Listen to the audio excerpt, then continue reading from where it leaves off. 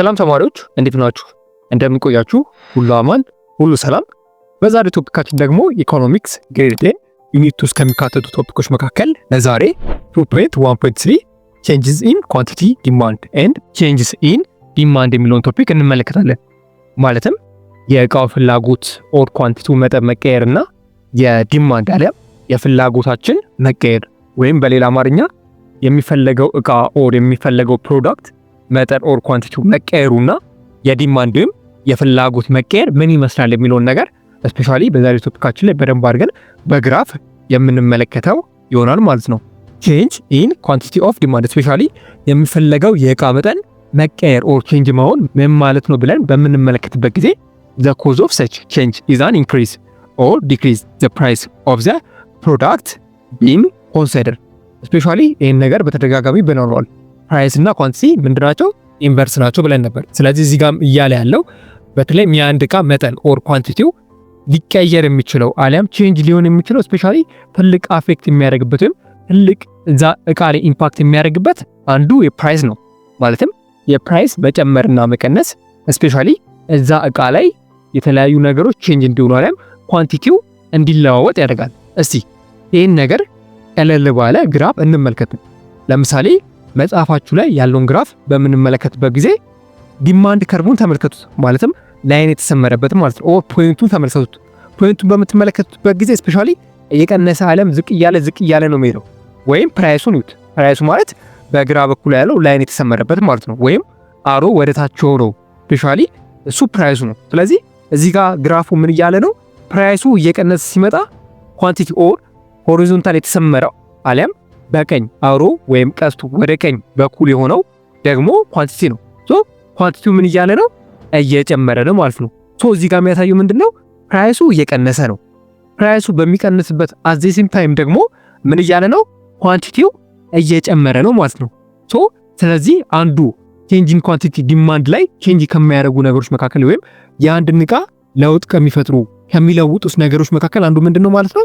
ፕራይስ ነው። ቢኮዝ ፕራይሱ በቀነሰ ቁጥር ምን እያለ ነው? ኳንቲቲው እየጨመረ ነው። ሁሉ ጊዜ አሮ ወደ ቀኝ ከሆነ ኳንቲቲ እየጨመረ ሲሆን ፕራይሱ ደግሞ ወይም አሮ ወደ ታች ከሆነ ደግሞ የዛ ነገር ፕራይስ የዛ እቃ ዋጋ እየቀነሰ ነው ማለት ነው። ስለዚህ አሮ ወደ ታች ሆኖ ፕራይሱን ለመግለጽ ነው። አሮ ደግሞ ወደ ቀኝ ሆኖ ኳንቲቲውን ለመግለጽ ነው። ይሄ ምን ማለት ነው ካላችሁ ፕራይስ ሲቀንስ ኳንቲቲው ምን እያለ ነው? እየጨመረ ነው ማለት ነው። ወይም ይሄን ነገር አሊያም ይሄን ግራፍ ምን ብለን እንጠራዋለን? ስፔሻሊ ይሄን ግራፍ ዳውንዋርድ ሙቭመንት ያለው ነው። ወይም ዲማንድ ከርቡ ዳውንዋርድ ነው አሊያም ወደ ታች እየወረደ ነው። ስለዚህ ይሄን ግራፍ ኤክስቴንሽን ግራፍ እያልን እንጠራዋለን። ወይም ኤክስቴንሽን ዲማንድ እያልን እንጠራዋለን። ለምንድን ነው ኤክስቴንሽን ዲማንድ ያለው ኦር ኤክስቴንሽን ግራፍ ብለን የምንጠራው? ስሎፑ ዳውንዋርድ ነው። ቀዩን ቀስት ተመልከቱት። ቀዩ ቀስት ወደ ታች እየሄደ ነው። ስለዚህ ይሄ ምን ማለት ነው? ዳውንዋርድ ነው አሊያም ወደ ታች እየሄደ ነው ማለት ነው። ስለዚህ ይሄን ግራፍ አሊያም ይሄን ዲማንድ በሌላ አባባል ኤክስቴንሽን ዲማንድ እያልን እንጠራዋለን። ለምሳሌ ደግሞ እስቲ አጠገቡ ያለውን ደግሞ ሌላ ግራፍ ተመልከቱ። እሱን ግራፍ ደግሞ ኮንትራክሽን ዲማንድ ኦር ኮንትራክሽን ግራፍ እያልን እንጠራዋለን። ለምን ካልን እዚህ ጋር ስፔሻሊ ስሎፑ ዳውንዋርድ ነው ማለትም ቀስቱ ወደ ታች እየሄደ ነው። እዚህ ጋር ግን ቀስቱን በምትመለከቱበት ጊዜ አፕዋርድ ነው ማለትም ወደ ላይ እየወጣ ነው ያለው። ይሄ ምን ማለት ነው ብለን በምንመለከትበት ጊዜ ፕራይሱ እየጨመረ ኳንቲቲው ደግሞ እየቀነሰ ነው ማለት ነው። ለምሳሌ ፕራይሱን ተመልከቱት አሊያም አሮን ተመልከቱት። ወይም ቀስቱ ወደ ላይ ነው ያለው። ስፔሻሊ ቀስቱ ወደ ላይ ነው ያለው ማለት ፕራይሱ ዋጋው እየጨመረ ነው ማለት ነው። ለምሳሌ ደግሞ ኳንቲቲውን ተመልከቱት። የኳንቲቲው ቀስት ደግሞ ወደ ግራ አሊያም ወደ ሌፍት ሳይድ እየሄደ ነው ያለው። ይሄ ደግሞ ምን ማለት ነው? ኳንቲቲው እየቀነሰ ነው ማለት ነው። ለምሳሌ ኪው2 ነበር፣ ከዛ ወደ ኪው1 መጣ። እያለ የሚሄድ ከሆነ ወደ ኔጌቲቭ አሊያም ወደ ዲክሪዝ ነምበሮች ይገባል ማለት ነው። ስለዚህ ይሄን ግራፍ ደግሞ ኮንትራክሽን ኦፍ ዲማንድ እያለን እንጠራዋለን ማለት ነው። አላችሁ ከኔ ጋር ናችሁ? የማወራው ነገር ግልጽ ነው? ሶ በአጭሩ ቼንጂንግ ኢን ኳንቲቲ ኦፍ ዲማንድ የምንለው ነገር ስፔሻሊ አንድ እቃ ላይ ለውጥ ከሚያመጡ ነገሮች መካከል አንዱ ፕራይስ ነው። ሶ በዚህ መንገድ በግራፍ እንገልጸዋለን ማለት ነው። ሌላኛው ነገር ደግሞ ቼንጅ ኢን ዲማንድ ነው። ቼንጅ ኢን ዲማንድ ምን ማለት ነው ብለን በምንመለከትበት ጊዜ a change is one or more of the determinant of demand ስፔሻሊ ፍላጎታችን በአንድም ሆነ በብዙ ምክንያቶች ሊቀየር እንደሚችል ከዚህ በፊት ላይ ተነጋግረን ነበር። ነገር ግን ቼንጅ ኢን ዲማንድ ከቼንጅ ኳንቲቲ ኦፍ ዲማንድ በምን ይለያል ብለን በምንመለከትበት ጊዜ ስፔሻሊ እዚህ ጋር ምን ብለናል? ቼንጂንግ ኳንቲቲ ኦፍ ዲማንድ ላይ ስፔሻሊ ፕራይሱ ሲቀንስና ሲጨምር ኳንቲቲው በዛ ልክም ይጨምራል ወይም ይቀንሳል ብለን ተመልክተናል። ነገር ግን ቼንጅ ኢን ዲማንድ ላይ ግን በምንመጣበት ጊዜ ፕራይሱ ኮንስታንት ነው። ነገር ግን ምናችን ይለዋወጣል? ዲማንዳችን ወይም ፍላጎታችን ይለዋወጣል ማለት ነው። ለምሳሌ አንድ ኤግዛምፕል እንመልከት። ለምሳሌ መጽሐፋችሁ ላይ ያለውን ግራፍ ይዩት። መጽሐፋችሁ ላይ ያለውን ግራፍ በምንመለከትበት ጊዜ ፕራይሱን ይዩት። ፕራይሱ ኮንስታንት ነው፣ አይጨምርም፣ አይቀንስም። ነገር ግን በዲ ሲምፖል የተወከሉት ማለትም ዲ0፣ ዲ1 እና ዲ2 ይጨምራሉ፣ ይቀንሳሉ። ለምሳሌ ዲ1ን ስትመለከቱ ሃይስት ነው ወይም ከሌሎቹ ላይኖች ከፍ ይላል። ዲ0ን በምትመለከቱበት ጊዜ መካከለኛ ነው። ዲ2ን ደግሞ በምትመለከቱበት ጊዜ ከሁለቱ ዲዎች ያነሰ ነው። ስለዚህ ፕራይሱ ዘሴም ሞር ፕራይሱ ኮንስታንት ሆኖ ነገር ግን ዲማንዱ አሊያም ፍላጎቱ እየተቀየረ ነው ማለት ነው። እስቲ በዚህ ግራፍ መሰረት አንድ ኤግዛምፕል እንስራ። ለምሳሌ እናንተ 100 ብር አላችሁ። በዚህ ግራፍ መሰረት ፕራይሱ ምንድነው? አይቀንስም፣ አይጨምርም። ስለዚህ እናንተ 100 ብር አላችሁ። በ100 ብር እንበልና ከፈለጋችሁ 1 ኪሎ ሙዝ፣ ከፈለጋችሁ 2 ኪሎ ሙዝ፣ ከፈለጋችሁ ደግሞ 3 ኪሎ ሙዝ ልገዙ ትችላላችሁ። በ100 ብር ማለት ነው። ኤግዛምፕል አይደለ? እንበል። ስለዚህ ለምሳሌ በ100 ብር እናንተ 1 ኪሎ ሙዝ ይዛችሁ ወደ ቤት ልገቡ ትችላላችሁ። ወይም ከፈለጋችሁ በ100 ብር 2 ኪሎ ሙዝ ይዛችሁ ወደ ቤት ልገቡ ትችላላችሁ። ወይም አልፈልግም በ100 ብር 3 ኪሎ ሙዝ ይዤ ወደ ቤት መግባት ፈልጋለሁ ልትሉ ትችላላችሁ። እዚህ ጋር ምን እያደረጋችሁ ነው? ፕራይሱ እኮ ተመሳሳይ ነው ወይም ዋጋው ተመሳሳይ ነው። ነገር ግን የእናንተ ፍላጎት እየተለያየ ነው። ወይ 1 ኪሎ ትላላችሁ፣ ወይ 2 ኪሎ ትላላችሁ፣ ወይም 3 ኪሎ እያላችሁ ነው። ስለዚህ the same price ሆኖ ወይም ኮንስታንት የሆነ ዋጋ ኖሮት ኮንስታንት የሆነ ፕራይስ ኖሮት የእናንተ ፍላጎት ኦር የእናንተ ዲማንድ ምን እያደረገ ነው? እየተለወጠ ነው አሊያም ቼንጅ እያደረገ ነው ማለት ነው። ስለዚህ በአጭሩ ቼንጂንግ ዲማንድ ማለት ይሄ ነው። ቼንጂንግ ዲማንድ ኳንቲቲ የምንለው ነገር ፕራይሱ ሲጨምርና ሲቀንስ ኳንቲቲው ይጨምራል፣ ይቀንሳል። ነገር ግን ቼንጂንግ ዲማንድ ሲሆን ግን ፕራይሱ ኮንስታንት ሆኖ የእናንተ ፍላጎት ሲቀየር የእናንተ ፍላጎት ሲለወጥ ደግሞ ቼንጂንግ ዲማንድ ብለን እንጠራዋለን ማለት ነው። አይ ቲንክ የተግባባን ይመስለኛል። ኔክስት ደግሞ የምንመለከተው ስፔሻሊ ዴሪቬሽን ኦፍ ማርኬት ኦፍ ዲማንድ የሚለው ነው። ማለትም እንዴት ነው በማርኬት ውስጥ ያለውን ፍላጎት ልንከፍለው የምንችለው የሚለውን ነገር በአጭሩ እንመለከታለን ማለት ነው። ስፔሻሊ ቤዝድ ኦን ነምበር ኮንሱመር ዲማንድ ክላሲፋይድ አዝ ኢንዲቪጁዋል ዲማንድ ኤንድ ማርኬት ዲማንድ። በተለይም በገበያ ውስጥ ያለውን የፍላጎት ኦር የዲማንዳችንን ሁኔታ በሁለት እንከፍላለን። ኢንዲቪጁዋል ዲማንድ እና ማርኬት ዲማንድ ብለን እንከፍላለን ማለት ነው። ስለዚህ በማርኬት ውስጥ ያለውን አሊያም በገበያ ውስጥ ያለውን የፍላጎት መጠን በሁለት ስንከፍለው እሱንም ኢንዲቪጁዋል ዲማንድ እና ማርኬት ዲማንድ ብለን እንጠራዋለን ማለት ነው። እስቲ በቀለለ መንገድ ምንድነው ልዩነታቸው የሚለውን ነገር አንድ በአንድ እንመልከት። የመጀመሪያው ነገር ኢንዲቪጁዋል ዲማንድ ነው። ኢንዲቪጁዋል ዲማንድ ማለት ኢናማሪክ የግለሰብ ፍላጎት እንደማለት ነው ኦር የፐርሰን ፍላጎት እንደማለት ነው። ኢንዲቪጁዋል ዲማንድ የምንለው ነገር ዲፔንድ አስ ኳንቲቲ ኦፍ ኮሞዲቲ a person is willing and able to buy given price over a specified period of time። ኢንዲቪጁዋል ዲማንድ ብለን የምንጠራው ነገር የግለሰብ ወይም የአንድ ሰው ፍላጎት ሲሆን ምን ሲሆን ያ ሰው በገበያ ውስጥ የሆነ ነገር ለመግዛት ሲፈልግ ኦር ለመግዛት ሲያቅድ ዊሊንግነስ አለ ወይ ወይም ፈቃደኛ ነው ወይ የሆነ ፕሮዳክት ለመግዛት ያ ፕሮዳክት ለመግዛት ዊሊንግነስ አለ ወይ ፈቃድ አለ ወይ ብለን የምንጠይቅበት ነው።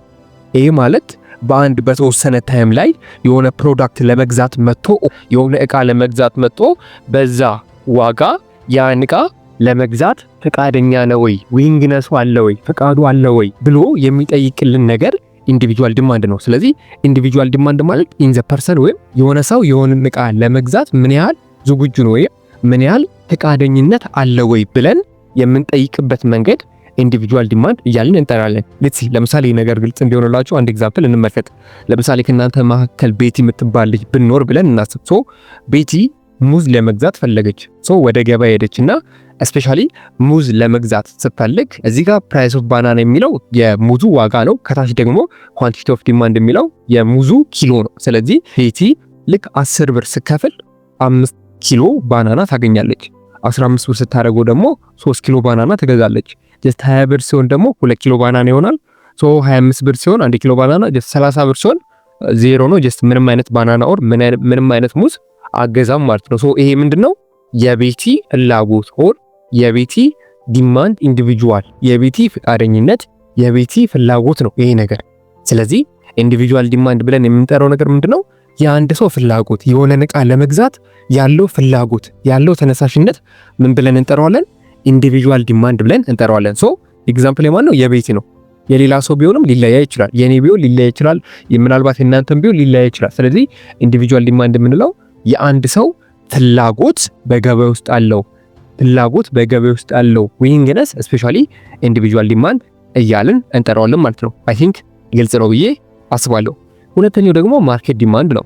ማርኬት ዲማንድ ማለት ሊተራሊ ከኢንዲቪጁዋል ዲማንድ ተቃራኒ ነው። ይሄ ማለት ምን ማለት ነው ብለን በምናይበት ጊዜ the total quantity that all the user of commodity are willing and able to buy at given price over a specific period of time። ኢንዲቪጁዋል ዲማንድ ምን ብለን ነበር? ኢንዲቪጁዋል ዲማንድ ማለት የግል ነው ኦር የራሳችን ፍላጎት ነው። በገበያ ውስጥ ያለው የራሳችን ፍላጎት ነው፣ የራሳችን ዊሊንግነስ ኦር የራሳችን ፍቃድ ነው ብለናል። ማርኬት ዲማንድ ደግሞ የሚባለው ኦል ዘ ኮሚኒቲ ኦል ዘ ፖፑሌሽን ኦል ዘ ማርኬት ኦፍ ዘ ሜምበር ማለት ነው። ይሄ ማለት በገበያ ውስጥ ያሉ ሰዎች ያላቸው አጠቃላይ ፍላጎት ምን ብለን እንጠራዋለን? ማርኬት ዲማንድ ብለን እንጠራዋለን። ኢንዲቪጁዋል ዲማንድ ነው። ኢንዲቪጁዋል ዲማንድ የኔ ወይም የናንተ ስፔሲፊክ ኦር የፐርሰን ፍላጎት ነው። ማርኬት ዲማንድ ሲሆን ምንድነው በገበያ ውስጥ ያለው የሁሉም ሰዎች ፍላጎት ምን ይመስላል ብለን የምናይበት ደግሞ ማርኬት ዲማንድ ብለን እንጠራዋለን። ይህም በኤግዛምፕል ስናየው ክሊር ይሆንላችኋል። ለምሳሌ ሌትስ ሲ 3 ሰዎች አሉ እንበል። የመጀመሪያው ሰው ኤ አበበ እንበለው፣ ቢን ደግሞ ቤቲ እንበላት፣ ሲ ደግሞ ቸርነት እንበለው። ለምሳሌ ይህ ኤግዛምፕል ነው። የተለያዩ ሰዎች አሉ። ሶ እነዚህ ሰዎች ስንዴ ለመግዛት ወደ ገበያ ወጡ። ሶ ስንዴውን በኩንታል ነው የሚገዙት። አበበ 12 ብር ሲሆን 2 ኩንታል ገዛ። 9 ብር ሲሆን ደግሞ 3 ኩንታል ገዛ። 6 ብር ሲሆን 4 ኩንታል፣ 3 ብር ሲሆን 6 ኩንታል እንዲሁም 1 ብር ሲሆን ደግሞ 9 ኩንታል ገዛ። ይሄ የማን ነው? ይሄ የአበበ ፍላጎት ወይም የአበበ ዲማንድ ነው። ከስር ደግሞ ቤቲ አለች። ቤቲም ወደ ገበያ ሄዳ ልክ 12 ብር ሲሆንባት 1 ኩንታል ገዛች። 9 ብር ሲሆንባት ደግሞ 2 ኩንታል ገዛች። 6 ብር ሲሆንባት 4 ኩንታል፣ 3 ብር፣ 1 ብር እያለ ደግሞ ይሄዳል። የሶስተኛው ደግሞ ቸርነት ነው። ቸርነት ወደ ገበያ ሄዶ ልክ 12 ብር ሲሆንበት ምንም አይነት ስንዴ አልገዛም። ልክ 9 ብር ሲሆንለት ግን 1 ኩንታል ገዛ። 6 ብር ሲሆንለት 2 ኩንታል፣ 3 ብር ሲሆንለት 4 ኩንታል እንዲሁም 1 ብር ሲሆንለት 5 ኩንታል ገዛ። ይሄ የምንድነው? ይሄ የማህበረሰቡ አሊያም ማርኬቱ ላይ ያሉ ሰዎች ያላቸው ፍላጎት ወይም ያላቸው ዲማንድና ኢንተረስት ነው ማለት ነው። አያችሁ፣ ማርኬት ዲማንድና ኢንዲቪጁዋል ዲማንድ በዚህ ነው የሚለያዩት። ማርኬት ዲማንድ ሲሆን የሁሉም ሰው ፍላጎት፣ ኢንዲቪጁዋል ዲማንድ ሲሆን ደግሞ የአንድ ሰው ፍላጎት ነው። ስለዚህ አሁን ያየነው ማርኬት ዲማንድ የተለያዩ ሰዎች ፍላጎት ነው። የአበበን፣ የቤቲን እንዲሁም የቸርነትን ፍላጎት አይተናል። በኩንታል 12 ብር ሲሆን፣ በኩንታል 9 ብር፣ በኩንታል 6 ብር ሲሆን የሚፈልጉት ዲማንድ ወይም የሚፈልጉት ፍላጎት በዛው ልክም ይቀያየራል ማለት ነው። ማርኬት ዲማንድ ማለት ይሄ ነው። ለምሳሌ አጠቃላይ የነዚህን ሰዎች ቶታል በምናይበት ጊዜ ልክ ከታች የምታዩት ማርኬት ቶታል 3 የሚለው ስፔሻሊ የነሱ ፍላጎት ነው። ማለትም 2 ሲደመር 1 ሲደመር 0 ስንት ይሆናል? 3 ይሆናል። ሁለተኛውን በምታዩበት ወይም 9 ብር ላይ ያለውን ደግሞ በምታዩበት ጊዜ 3 ሲደመር 2 5 ሲደመር 1 6 ሰው የነዚህ ፍላጎታቸው ተደምሮ ነው ማርኬት ቶታል ላይ የነሱ ድምር የሚቀመጠው ማለት ነው። ስለዚህ ማርኬት ዲማንድ ማለት ይሄ ነው። ነገር ግን ማርኬት ዲማንድን በቁጥር ማስቀመጥ እንችላለን ወይ ብለን በምንመለከትበት ጊዜ አሊያም በፎርሙላ ማስቀመጥ እንችላለን ወይ ብለን በምንመለከትበት ጊዜ ዛሴት yes በደንብ አድርገን በቁጥር ልናስቀምጠው እንችላለን። ለምሳሌ በአንድ ገበያ ውስጥ 100 ገዢዎች አሉ። እነዚህ ገዢዎች የሚፈልጉት የሆነ ፕሮዳክት አሊያም የሆነ ዕቃ አለ። ሶ የዚህ ፈንክሽን በምንፈልግበት ጊዜ ምን እናደርጋለን? Q50 - 5P እናደርጋለን።